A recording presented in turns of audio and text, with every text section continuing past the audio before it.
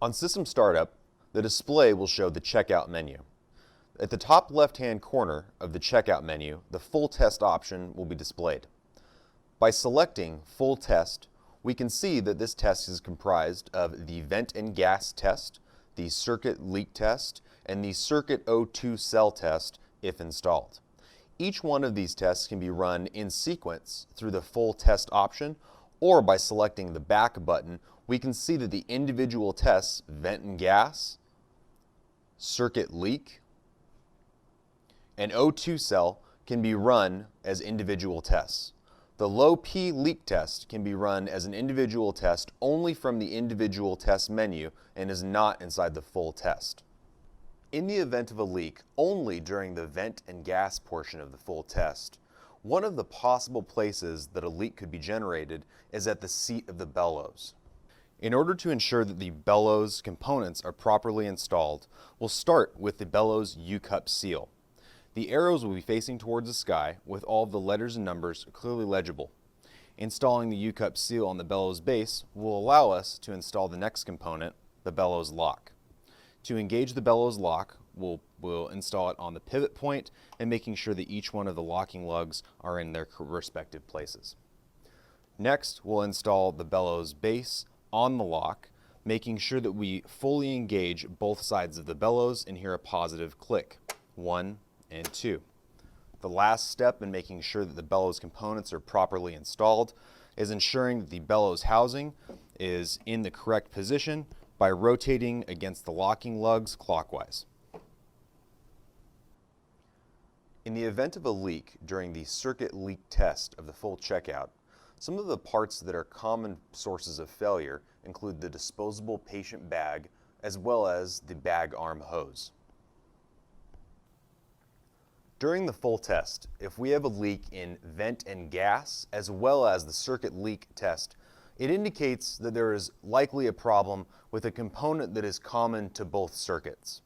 This could include the disposable patient circuit. It could also include the CO2 absorbent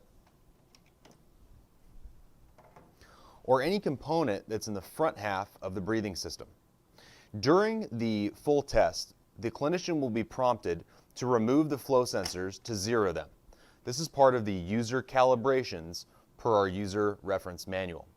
To re-engage the flow sensors properly, ensure that the pivot points are engaged, the flow sensors are seated fully, and that the locking lever locks with a positive click.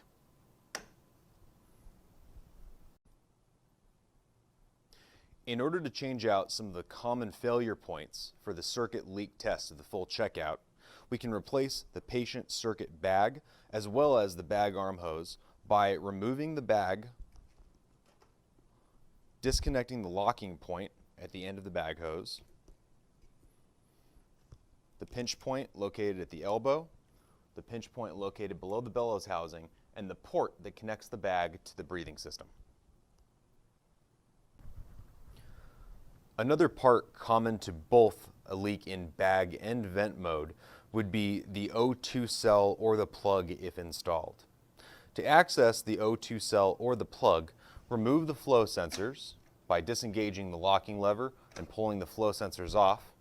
Access to the O2 cell, in this case, can be here.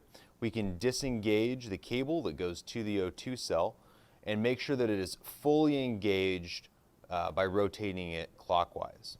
Reinstall the cable going to the O2 cell, reinstall the O2 or the flow sensors,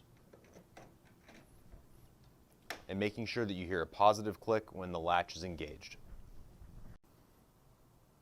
In order to change out the entire breathing system, the green clinician touch point can be depressed that's located just below the bag arm. A lever will then be pulled off, allowing the entire breathing system to be removed from the system. To reinstall the ABS, the guide rods coming off the bulkhead will act as guides in order to reinstall the breathing system into its proper place.